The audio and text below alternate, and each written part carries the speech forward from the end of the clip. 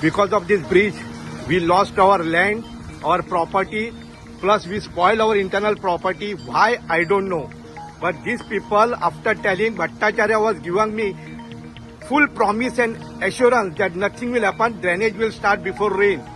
But nobody is caring us.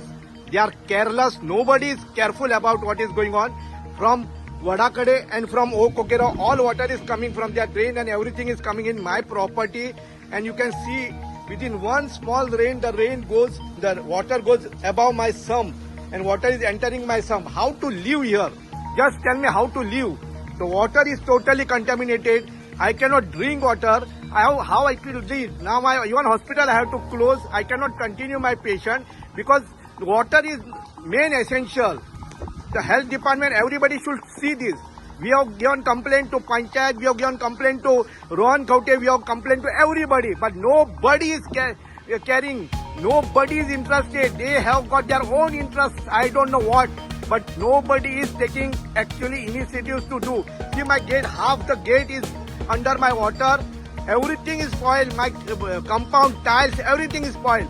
I am totally at loss.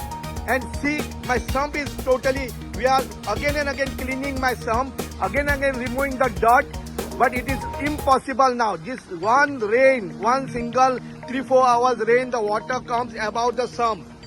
How to live? Just Bhattacharya, you have given me promise, and the Misra and everybody given me promise that you will do the work of drainage before the rain. But you are totally failed in doing this. तुम्ही पळयतात गोंयकारपण, गोंयकारांचो गोंयकारा खातीर.